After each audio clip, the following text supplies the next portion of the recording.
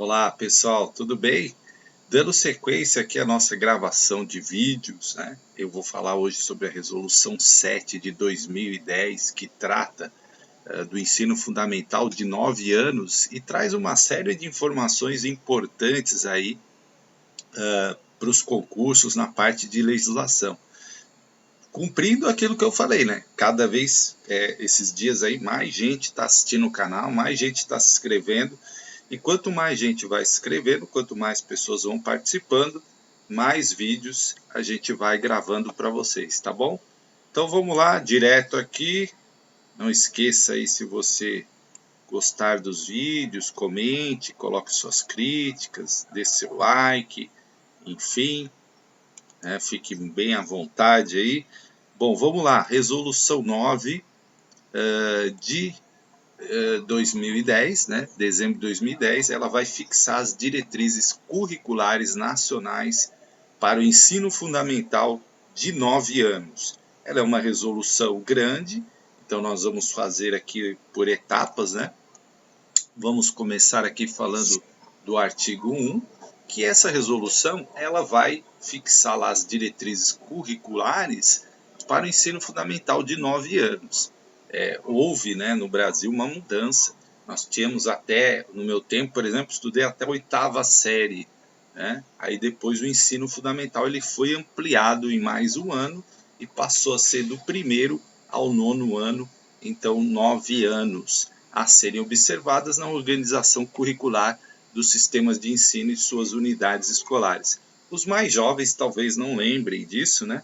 Não que eu seja velho, mas os mais jovens não lembram disso, porque já pegaram aí provavelmente o sistema de 9 anos, mas antigamente a gente tinha esse sistema em série e até a 8ª série.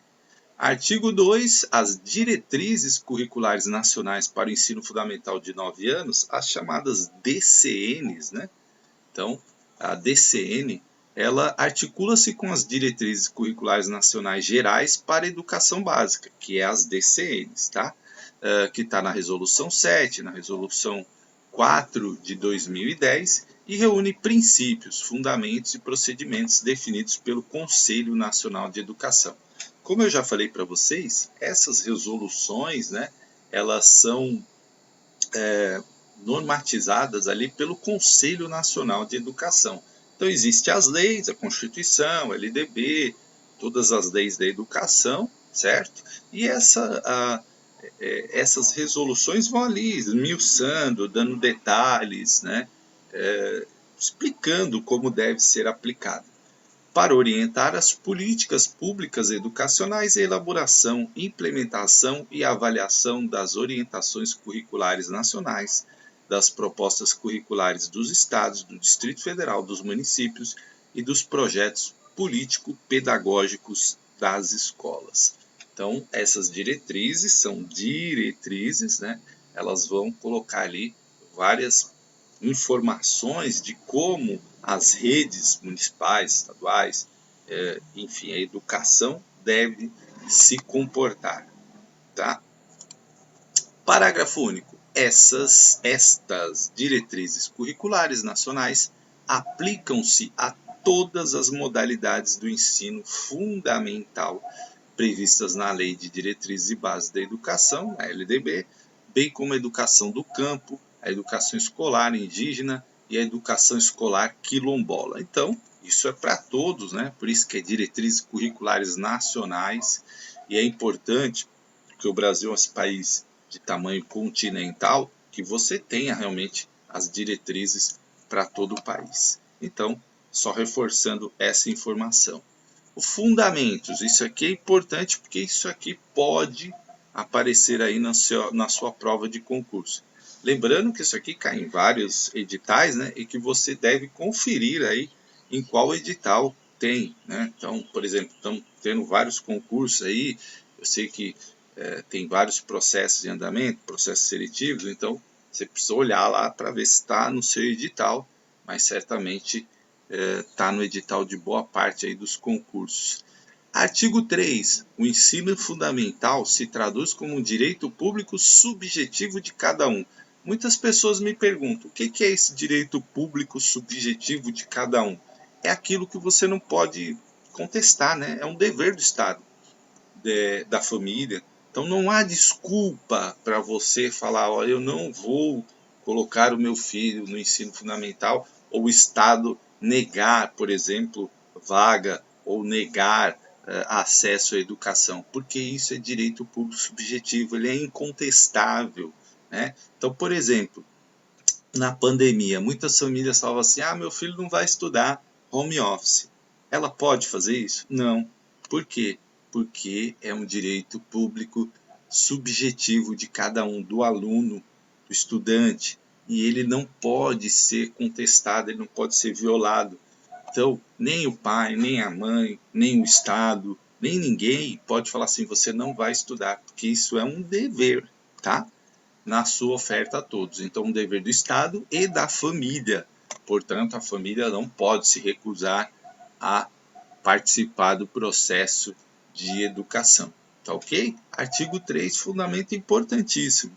Artigo 4. É dever do Estado garantir a oferta do ensino fundamental público, gratuito e de qualidade, sem requisito de seleção. Ou seja, esse ensino fundamental de 1º ao 9º ano não pode ter seleção. Aquela escola vai fazer um vestibulinho. Não existe isso, tá? Vestibulinho é lá no ensino técnico, em outras formas de seleção, em outras modalidades, em outras etapas aí do ensino até pode, né? No vestibular, por exemplo, das universidades. Mas no ensino fundamental público não pode ter seleção, tá? Parágrafo único. As escolas que ministram esse ensino deverão trabalhar considerando essa etapa da educação como aquela capaz de assegurar a cada um e a todos o acesso ao conhecimento e aos elementos da cultura imprescindíveis para o seu desenvolvimento pessoal e para a vida em sociedade, assim como os benefícios de uma formação comum, independentemente da grande diversidade da população escolar e das demandas sociais. Então, o parágrafo aqui que vai falar da importância, né, da escola possibilitar a todo cidadão acesso ao conhecimento, aos elementos da cultura daquela sociedade, para que assim possa haver o desenvolvimento pleno do estudante, né? Para que ele possa viver em sociedade, para que ele possa trabalhar, para que ele possa exercer sua cidadania.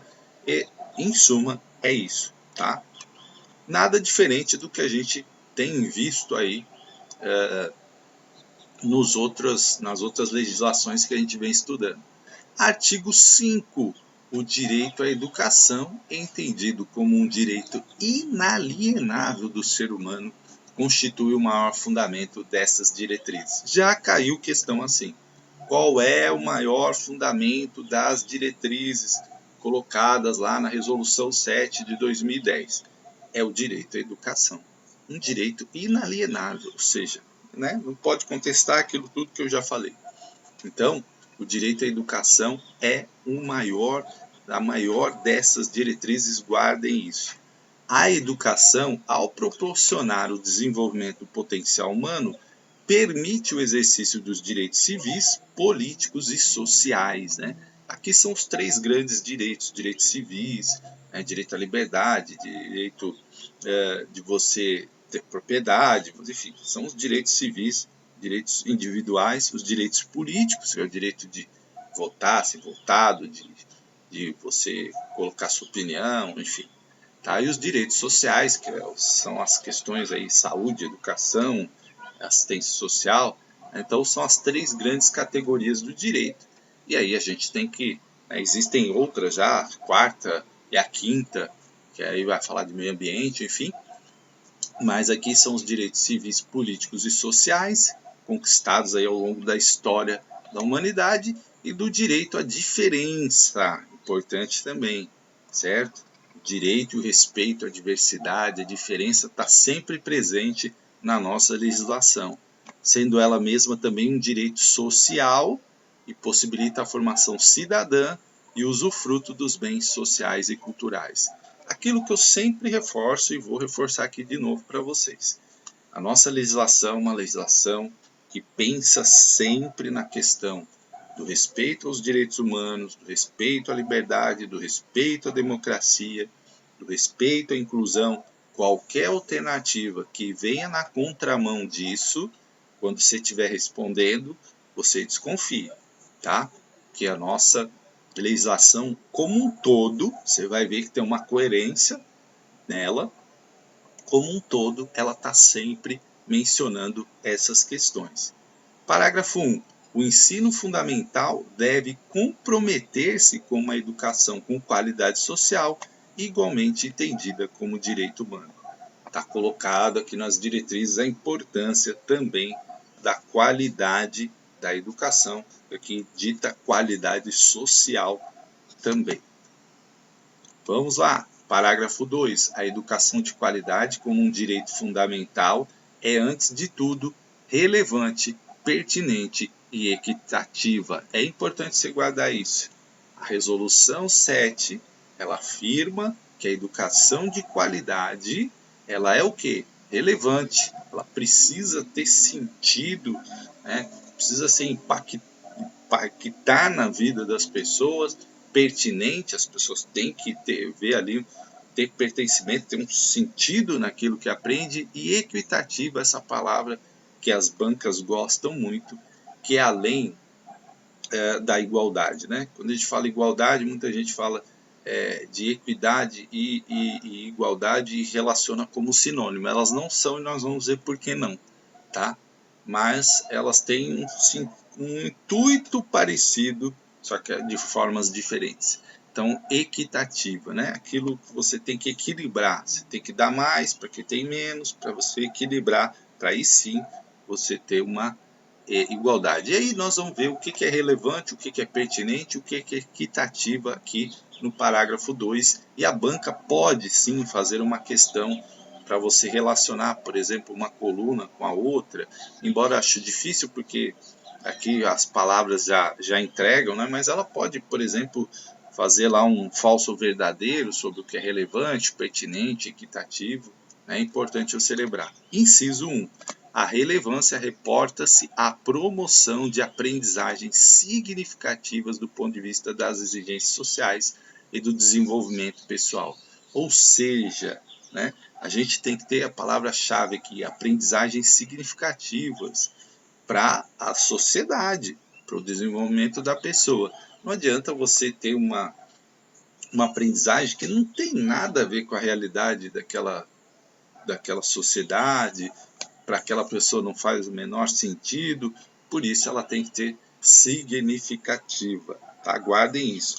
A banca pode, por exemplo, colocar aqui, tirar essa palavra, colocar um espaço aqui e pedir para você completar o que é relevante, o que é pertinente e o que é equitativo. Pode aparecer uma questão assim.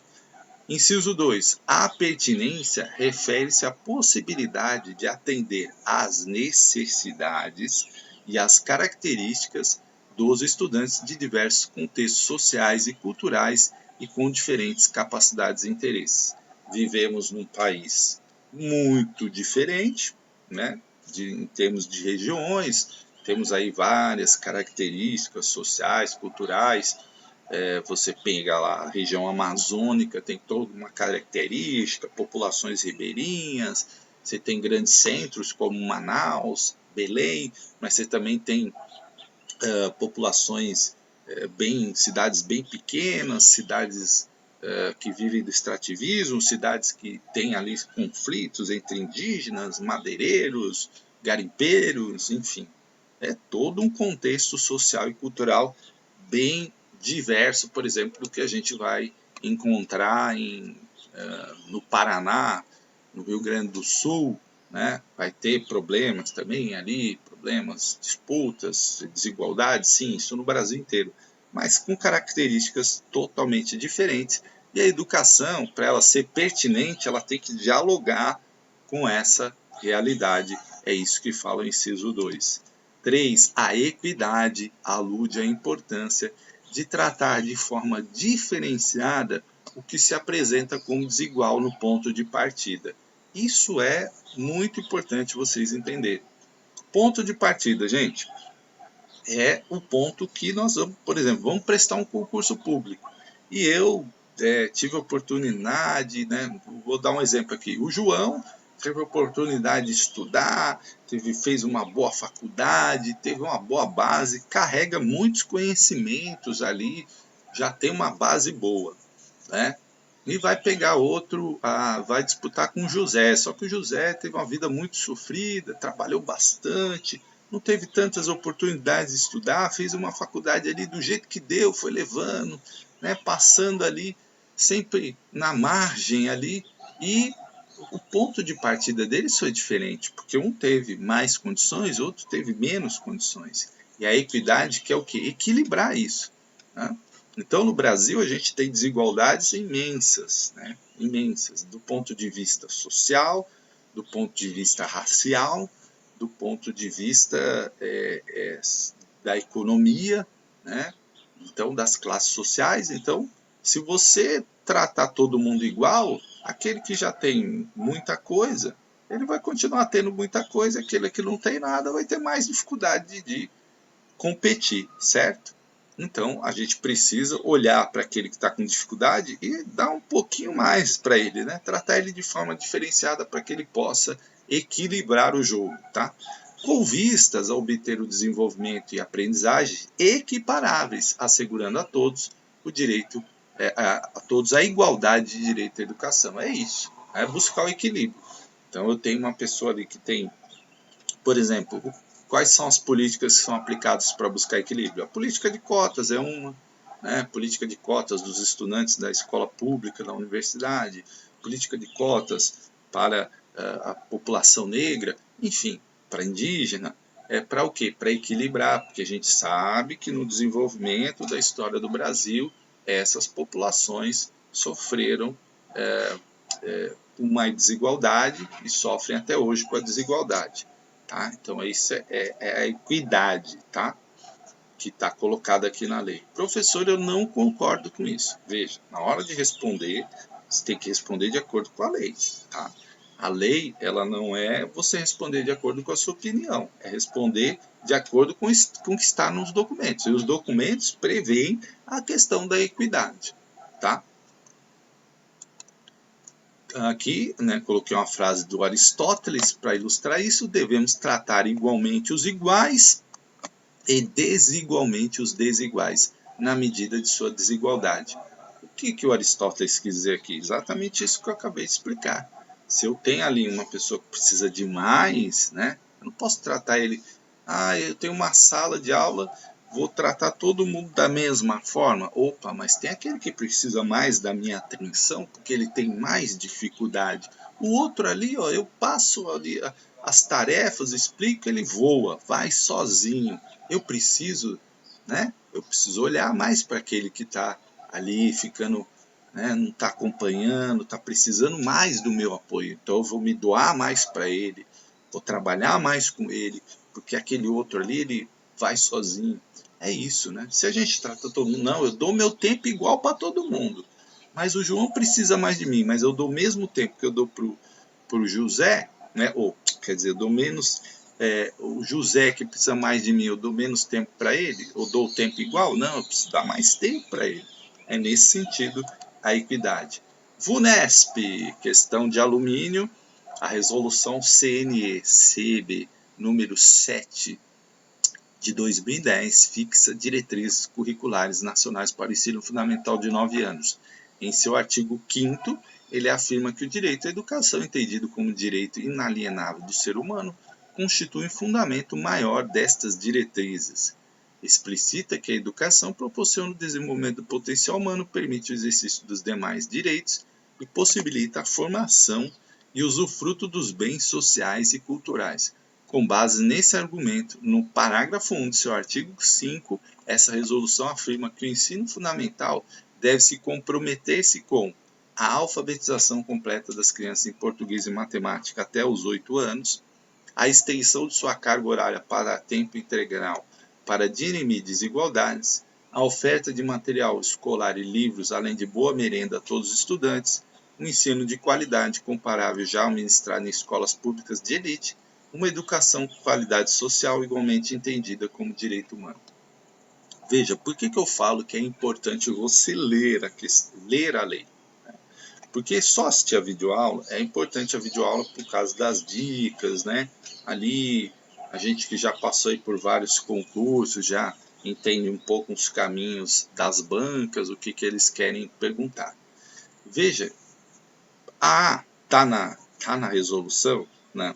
A B está na resolução, fala lá de carga horária de tempo integral, fala de português e matemática até os 8 anos, fala de material escolar e livro? Não. Fala de ensino qualidade ministrado em escolas privadas? Não, não diz nada disso aqui, nem na A, nem na B, nem na C, nem na D.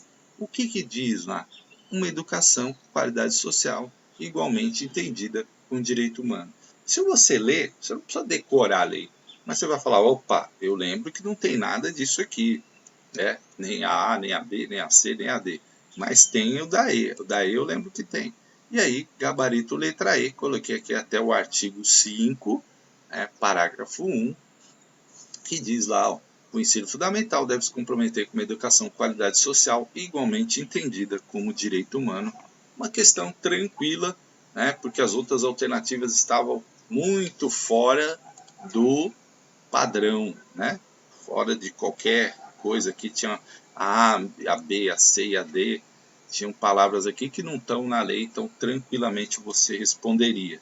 Uma questão da VUNESP que eu coloquei de exemplo. Aqui, gente, ó, eu gosto muito dessa figurinha porque ela explica, ó, igualdade é isso aqui, ó.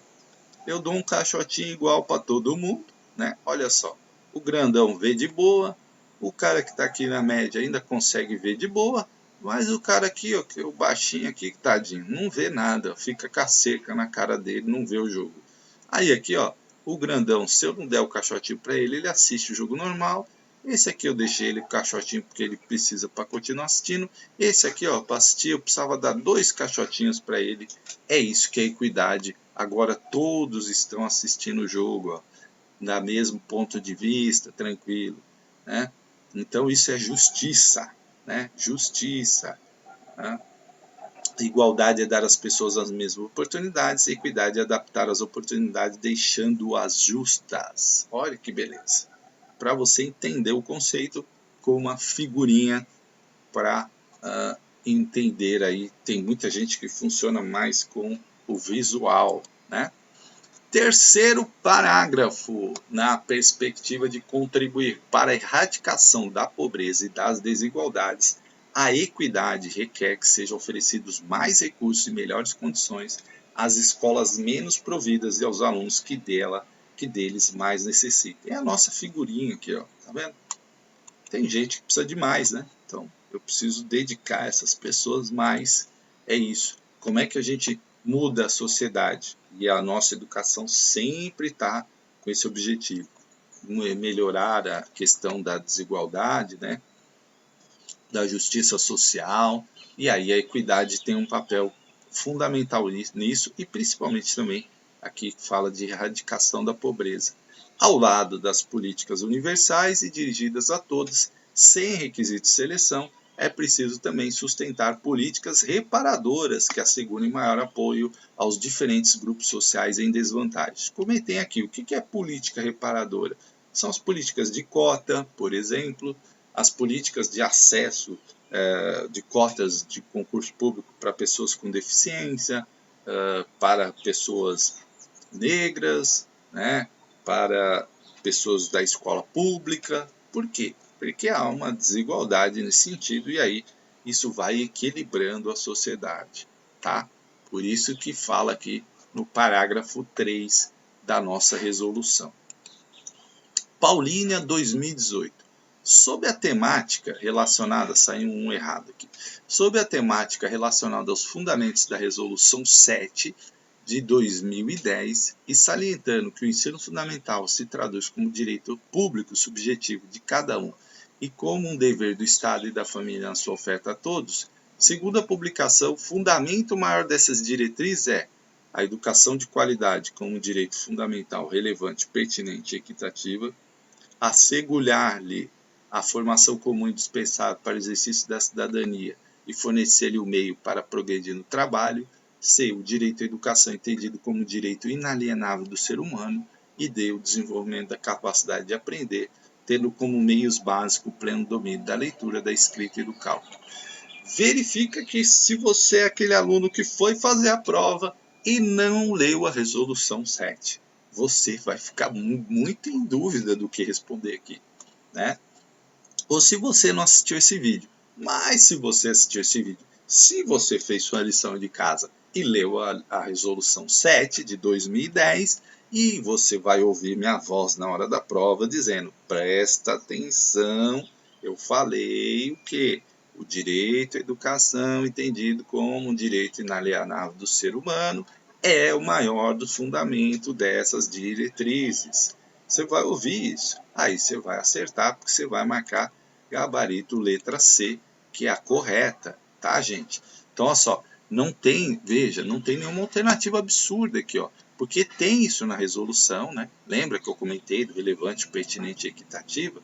Mas não é, né, a maior das diretrizes. Eu enfatizei isso para vocês. Falei, já caiu questão disso, já caiu questão. E é isso mesmo. Então, é isso, esses pontos que a gente procura destacar aqui na aula para vocês. Gabarito C de casa, para você não esquecer. Parágrafo 4. A educação escolar, comprometida com a igualdade do acesso de todos ao conhecimento, e especialmente empenhada em garantir esse acesso aos grupos da população em desvantagem na sociedade, será uma educação com qualidade social e contribuirá para dirimir as desigualdades historicamente produzidas, assegurando assim o ingresso, a permanência e o sucesso na escola, com a consequente redução da evasão, da retenção, das distorções de idade, ano série, parecer 7, resolução 4 de 2010, que define as diretrizes curriculares nacionais gerais para a educação básica. É um parágrafo bem amplo, né, que vai falar aí da importância da educação com qualidade social, porque isso é que vai fazer com que a gente produza mudanças na nossa sociedade, e ele fala aqui, ó, desigualdades historicamente produzidas. Ou seja, o que são essas desigualdades historicamente produzidas? Ao longo do processo de formação do Brasil, ocorreram várias desigualdades. Uma delas, clássica, escravidão, né? A marginalização de determinadas populações,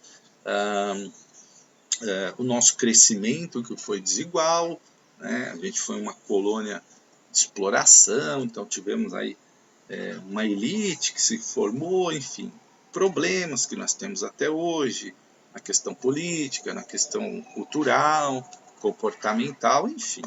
E isso tudo, né, a escola tem um papel de transformação colocado aqui no parágrafo 4. E também a questão da evasão, ou seja, não adianta você garantir o acesso ao aluno se você não garante a sua permanência. Se ele se matricula, fica lá 2 anos e depois sai da escola, a famosa evasão. Ou retenção, né? A escola tem um papel que é da aprendizagem, né? Significativa, como a gente comentou aqui. E se a escola está repetindo lá o aluno todo ano, ela não está cumprindo o seu papel. Então quer dizer que tem que passar todo mundo? Não é isso. A escola tem que realmente ter qualidade, né? Está colocado aqui.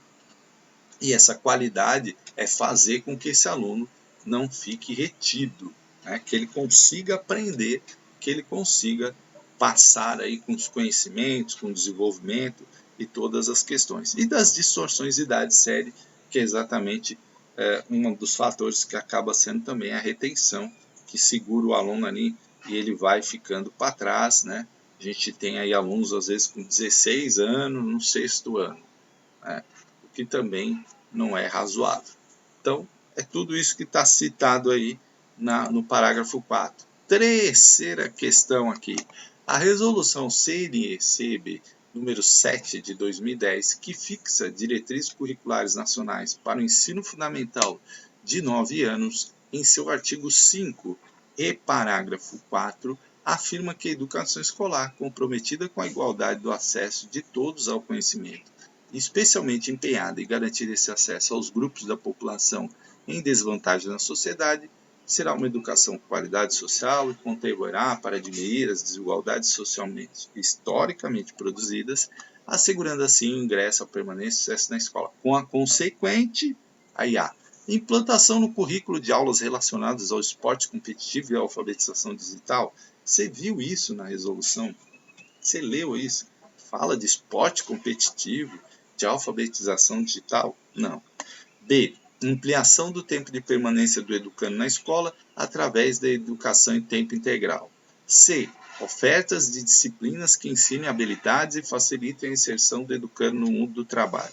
D. Inclusão nas aulas, desde as séries iniciais do ensino fundamental, das tecnologias de informação e da comunicação, as famosas TICs, e redução da evasão, da retenção e das distorções de idade séria. Então, gente, o que fala aqui? Esse parágrafo, né? O artigo 5º, parágrafo 4, que fala da permanência, sucesso na escola, né? Desigualdades historicamente produzidas, acabei de comentar com você, fala disso aqui, de alfabetização digital, de permanência da educação em tempo integral, a oferta de disciplinas que ensinem habilidades, a inclusão na aula de tecnologia da informação, não fala nada disso. Por quê? Isso não está no artigo 5, parágrafo 4. Ah, mas isso aqui é importante, algumas coisas aqui são importantes, mas não estão no artigo 5, no parágrafo 4, e você está respondendo de acordo com o artigo 5, parágrafo 4, que é a redução da evasão, da retenção e das distorções de idade, série e ano, gabarito letra E. Veja, gente, então, por isso que é importante ler, né? Porque aí você vai perceber que não tem nada disso aqui, nem a A, nem a B, nem a C, nem a D, e realmente é aí. E aí você vai lembrar também daquilo que eu falei e comentei aqui com vocês. Princípios norteadores. Vamos falar aqui de princípios norteadores que são também importantíssimos e caem bastante. Os sistemas de ensino e as escolas adotarão como norteadores das políticas educativas e das ações pedagógicas os seguintes princípios. E princípio cai demais, gente, cai demais. Quais são esses princípios? Éticos, né? Éticos, de justiça, de solidariedade, de liberdade, autonomia, de respeito à dignidade da pessoa humana e de compromisso com a promoção do bem de todos, contribuindo para eliminar quaisquer manifestações de preconceito e discriminação. Então você precisa saber quais são esses princípios éticos tão necessários na nossa sociedade, principalmente nos dias de hoje. De justiça, solidariedade, liberdade e autonomia, né? E aqui, ó, eliminar quaisquer manifestações de preconceito e discriminação. E como a gente está vendo manifestações de preconceito e discriminação, infelizmente. Temos avanços? Temos, mas ainda temos muito que avançar. E aí, a educação tem aqui os seus princípios éticos colocados aí. Os princípios políticos, que também são importantes. Reconhecimento dos direitos e deveres de cidadania. Cidadania é uma palavra bem ampla, impõe aqui vários direitos e deveres, não é só direitos também, é deveres também do cidadão, que a gente olha muito o direito, esquece do dever, de respeito ao bem comum, né? E a preservação do regime democrático, né? Então, temas aí relevantes, importantes. E aí, gente, um parênteses aqui, nós somos educadores. Me assusta um pouco quando eu vejo educadores questionando o regime democrático. Nossa legislação ela é toda baseada na democracia, né? Respeito ao bem comum, a preservação do regime democrático. Tão, né, conquistado a duras penas. Ah, mas ainda não é o ideal, tem problemas? Tem, é claro que tem. Mas a gente precisa ir melhorando, não é acabando com ele que a gente vai ter um regime democrático melhor. E dos recursos ambientais, tá? Então, temas importantes aqui, temas centrais aí da nossa educação. Respeito ao bem comum, preservação do regime democrático e dos recursos ambientais, de busca da equidade no acesso à educação, à saúde, ao trabalho, aos bens culturais e outros benefícios, de exigência de diversidade de tratamento para assegurar a igualdade de direitos entre os alunos que apresentem diferentes necessidades de redução da pobreza e das desigualdades sociais e regionais. Então são os políticos, gente. Se nós tivéssemos tudo isso, né, todo mundo praticando isso, a sociedade seria bem melhor. Estéticos, de cultivo da sensibilidade, juntamente com da racionalidade, do enriquecimento das formas de expressão e do exercício da criatividade, de valorização das diferentes manifestações culturais, especialmente as da cultura brasileira, de construção de identidades plurais e solidárias. Então, aqui são princípios éticos, políticos e estéticos, né? O famoso EP, eu chamo de EP, EP, né? EP. Então, você não pode esquecer isso, porque são importantíssimos. Eu coloquei aqui, ó, agora na forma da lei, tá?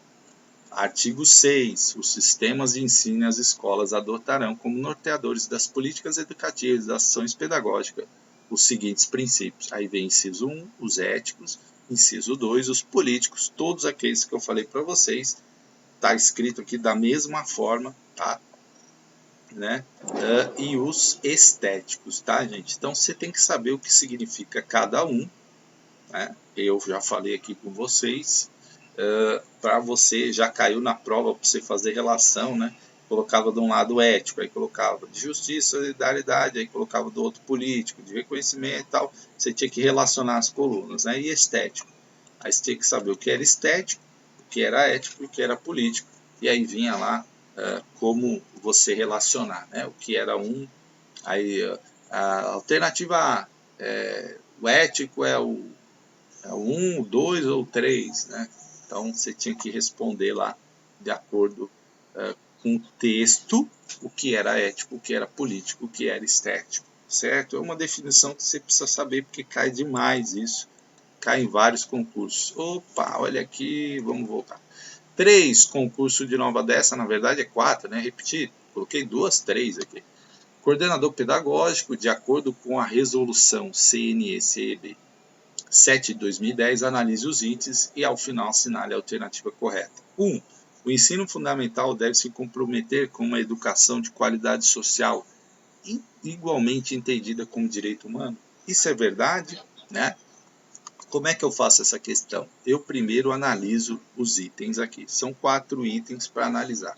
Então eu vou colocando aquilo que eu acho certo, eu coloco um certinho aqui do lado. Aí depois eu vou aqui e coloco. É dever do Estado garantir a oferta de ensino fundamental público, gratuito e qualidade, sem requisito de seleção. Eu achei correto, eu marco aqui correto. Sem olhar as alternativas. Por quê, gente?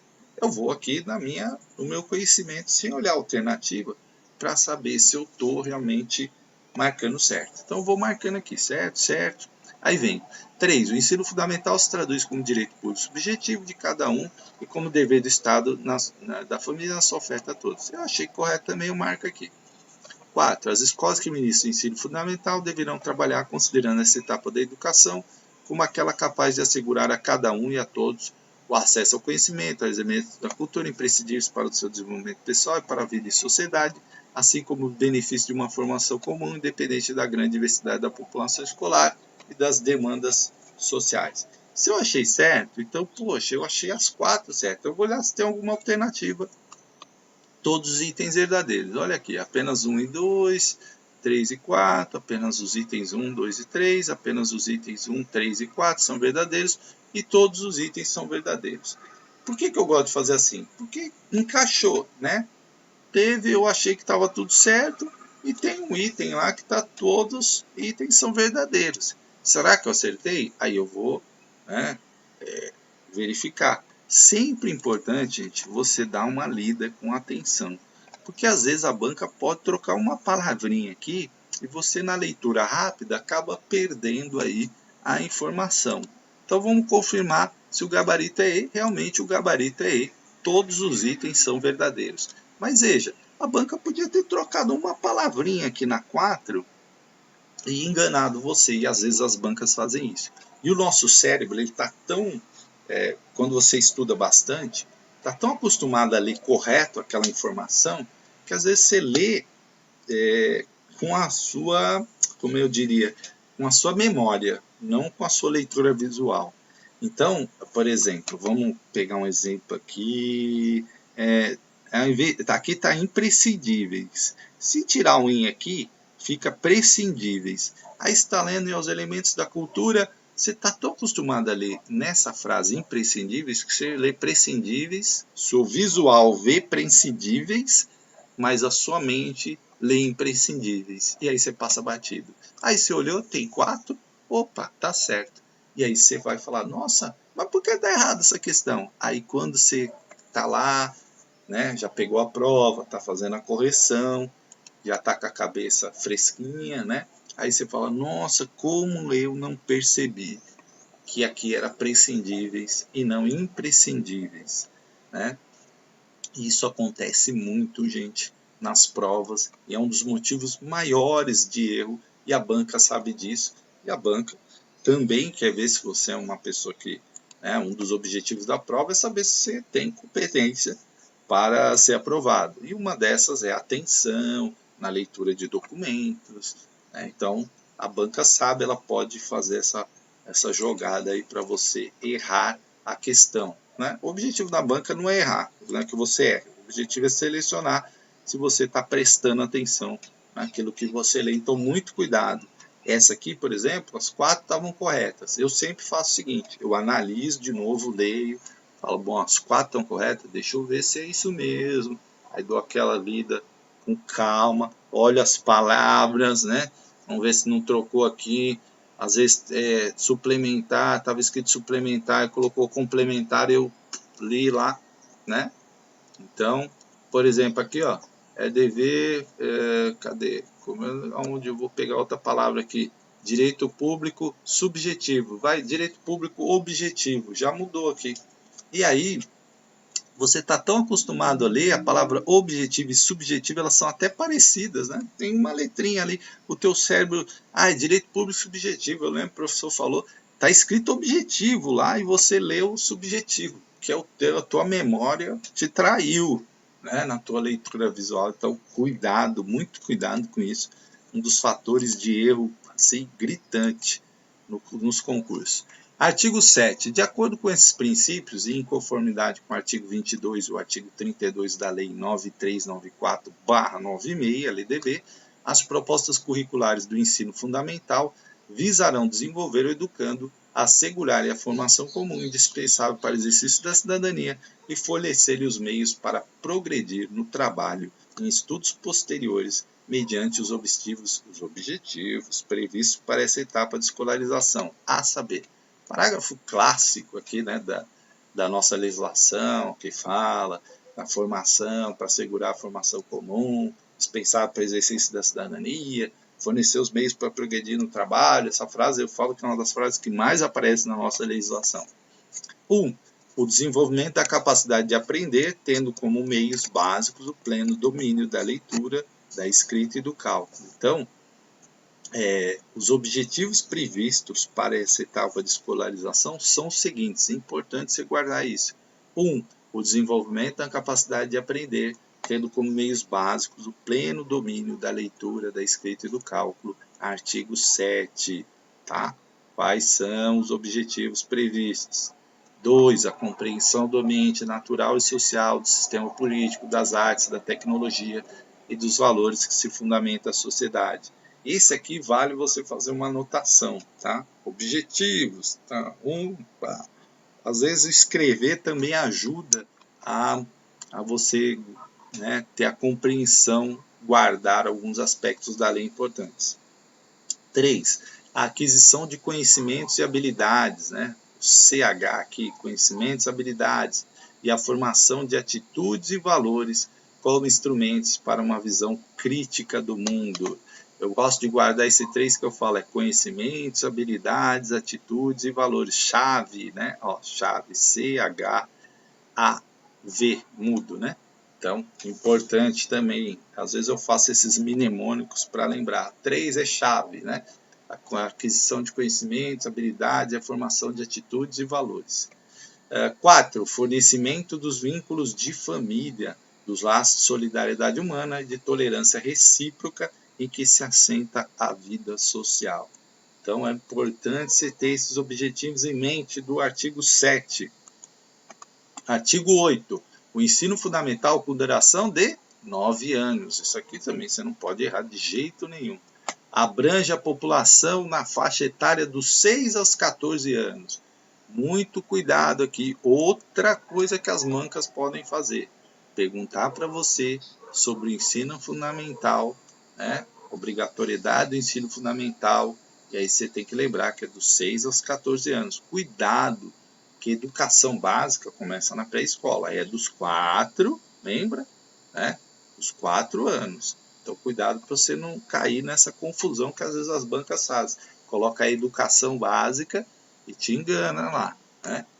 Educação básica dos 4, que aí pega a pré-escola, que também é obrigatória. Aqui nós estamos falando de ensino fundamental, artigo 8. E esse é dos 6 aos 14.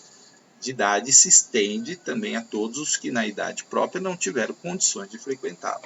Tá? Então, cuidado, artigo 8, lembra que nós estamos falando do ensino fundamental, não da educação básica, porque a educação básica começa lá, a pré-escola, né? Certo? Educação básica abrange o ensino infantil, né? Mas a obrigatoriedade começa na pré-escola, a creche não é obrigatória, né? Mas a pré-escola sim, de 4, 5 anos, e aí, né, o ensino fundamental que começa aos 6, para aqueles que nasceram, aqui ó, parágrafo 1, é obrigatória a matrícula no ensino fundamental de crianças com 6 anos de idade completos ou a completar até o dia 31 de março, em que ocorrer a matrícula nos termos da lei e das normas nacionais vigentes. Professor, e o aluno que nasceu, o Fábio, que nasceu no dia 2 de abril, né?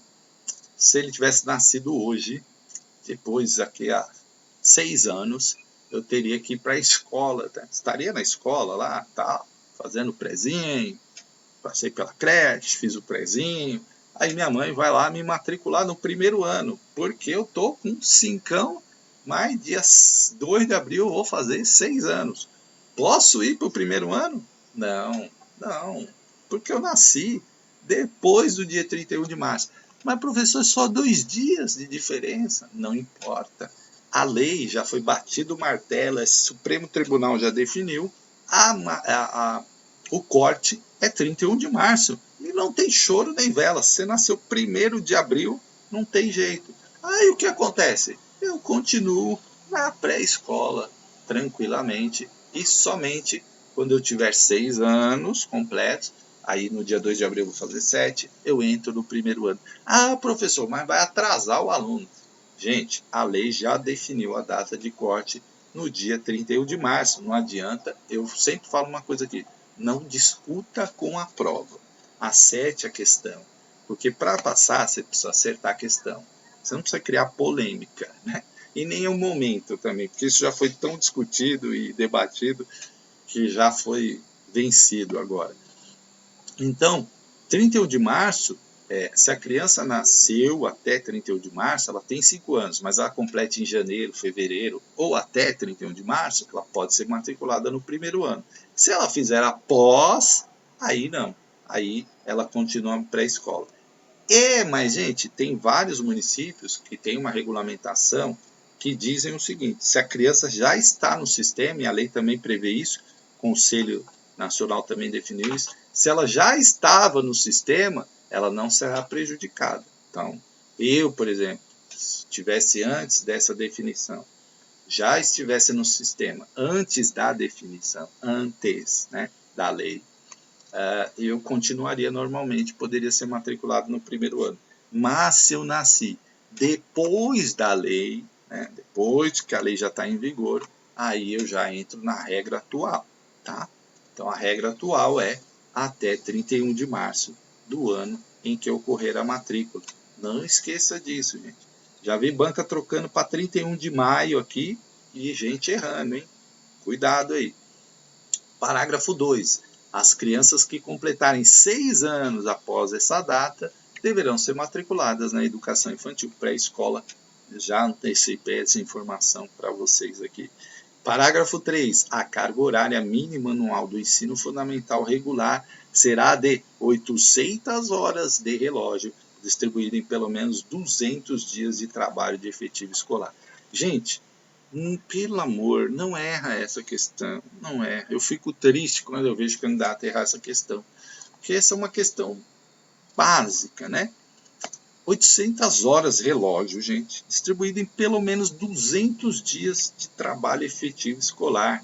Não pode errar, porque essas questões assim, os candidatos que já estão há mais tempo fazendo concurso, eles normalmente acertam. Então, se você erra uma questão dessa, uma questão mais tranquila, você acaba caindo na classificação, porque essa é uma questão que vai 90%, 80%, 70% em média acerta. Então não dá para errar esse tipo de questão. Muita atenção com números, né? Porque as bancas adoram números, e cuidado com certas palavras aqui, tá? Então é carga horária mínima anual do ensino fundamental regular de 800 horas relógio, distribuída em pelo menos 200 dias de trabalho de efetivo trabalho escolar, certo? Artigo 10. O currículo do ensino fundamental tem uma base nacional comum, complementada em cada sistema de ensino, em cada estabelecimento escolar, por uma parte diversificada. Então, gente, é claro que nós somos um país, né? Então temos que ter uma base comum, que é aquilo que eu falo toda a aula, né? O estudante está lá no Acre, mudou para o Rio Grande do Sul, ele pode chegar lá e ser tudo diferente? Claro que não, né, gente? Senão não tem sentido. Mas, claro que cada região tem as suas questões, tem as suas especificidades, e é importante que essas especificidades sejam abordadas também. Como eu falei, região amazônica, tem lá a população ribeirinha, floresta amazônica, garimpeiros, extrativismo vegetal, Zona Franca de Manaus, tem uma série de coisas lá que são daquele local, daquela região, daquela característica, a população indígena, né? Enfim, e que não pode estar descolado, o ensino não, o currículo não pode ignorar isso. Então, temos uma base comum, que é para todo mundo, e temos ali as especificidades que são trabalhadas na parte diversificada do currículo, ou mesmo integradas aí nessa base comum também, de alguma forma. Artigo 11. A base nacional comum e a parte diversificada do currículo do ensino fundamental constituem um todo integrado e não podem ser consideradas como dois blocos distintos. O artigo 11 está falando uma coisa que as bancas perguntam e às vezes as bancas tentam enganar, dizendo que a base nacional é uma coisa e a parte diversificada é outra. Olha aqui, ó, não pode ser tratada como dois blocos distintos. É o que eu acabei de falar no artigo 10. Às vezes tem coisas que são da base nacional comum que você vai incorporar algumas características locais, trabalhar local, né? Enfim, trabalhar a diversidade. Eu uso muito exemplo do pão francês, né? Aquele famoso pão que a gente compra na padaria lá, o famoso pão francês, todo mundo chama de pão francês.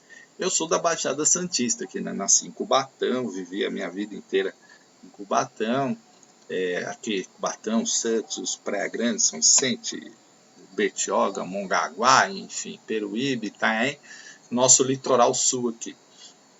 E a gente aqui chama o pão francês de média. Né? Então, você imagina, você está dando uma aula lá, você vai falar de pão francês, a galera vai ficar olhando para você, média, né, professor? Média.